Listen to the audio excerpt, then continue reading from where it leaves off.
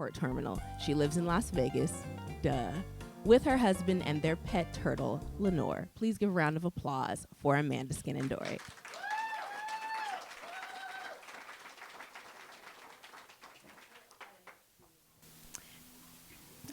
Perfect height, thank you.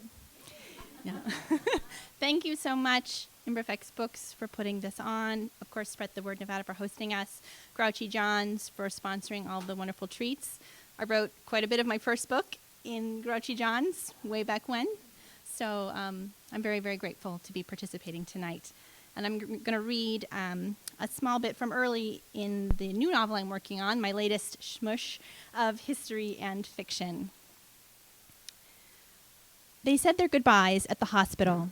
Too risky for Charlie to be seen at the train station with her. The nurse secreted her down the empty stairway and out the back, snapping, "Don't touch anything," when Muriel reached for the handrail. Outside, the early morning air was cold and pregnant with mist. Beneath the thin silk of her dress, Muriel's skin prickled with gooseflesh. But at least she was out of that quarantine cell. Charlie waited in the alleyway beside his shiny roadster, the seat piled high with her wardrobe trunks and hat boxes, as if they were spiriting away on some delightful holiday. It made the truth of the situation all the more bitter. He kissed her quickly on the cheek, then shrank away, out of reach. It was the sort of distance her grandmother would have called chaste. But Muriel wasn't some blushing debutante, and he a bashful stag. They'd never been those things, blushing and bashful. When, in their 10 years of marriage, had they come to stand so painfully far apart? She wanted to blame the disease, a disease she didn't have no matter what the doctors said. But she remembered months back, sitting beside him in the front pew at the funeral. Their knees had brushed against each other, a whisper of a touch, and she recoiled as if he were a stranger. Maybe that had been the beginning.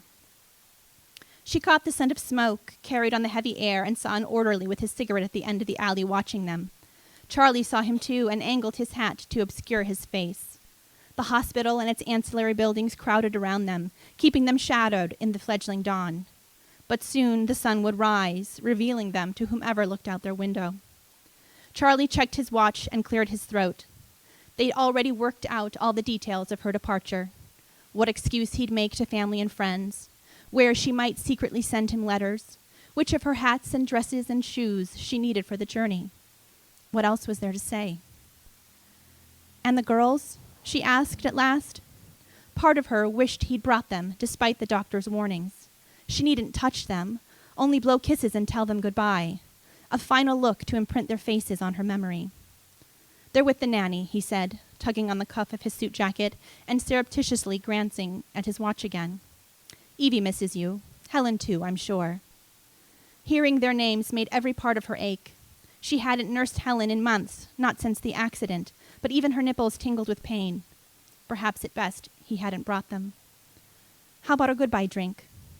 Charlie frowned, but withdrew a flask from the inside of his pocket, handing it to Muriel after a quick look around. Pigeons roosted on the eaves above them. Rats rustled in the nearby trash cans. The orderly smoked his cigarettes. Otherwise, they were alone. She unscrewed the cap and took a full, long pull. This was the good stuff, smuggled down from Canada, and the fire it lit in her empty stomach a welcome friend. Another sip, and soon enough it would dull her pain. She handed the open flask back to Charlie. He brought it to his lips, but stopped short of drinking, replacing the cap and tucking it back into his pocket with an almost imperceptible wince. "Good grief, I'm not sick. These doctors are buffoons."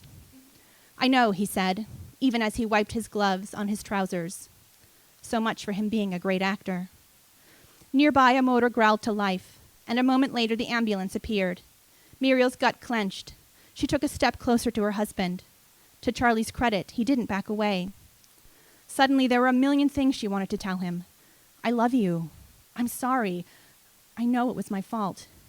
But the words just sat on her tongue, souring with the aftertaste of booze. At last she said, "Help the orderlies with my luggage, won't you? I'd hate for them to break anything." She thought there would be another chance for farewells, but she was swept up into the back of the ambulance as soon as the last bag was loaded. She pressed a gloved hand to the window and mouthed goodbye. Charlie mouthed something in return. From the movement of his lips, it looked like "take care," but she told herself he'd said "I love you." With tears building in her eyes, she turned away and didn't look back as the ambulance carted her over the river toward Central Station. The Hollywoodland sign on the distant hills reflected the burnt glow of sunrise. They passed Little Tokyo and the gaping lot where construction was set to begin on the new City Hall. Charlie had boasted it would be the tallest building in all of California, but she hadn't cared a wink at the time. Now the idea of the city changing in her absence made the alcohol in her stomach roil. Or maybe it was the layered smell of sweat and vomit and disinfectant that clung to the ambulance walls. Regardless, she needn't worry. A little luck, and she'd be back before they broke ground. Thank you.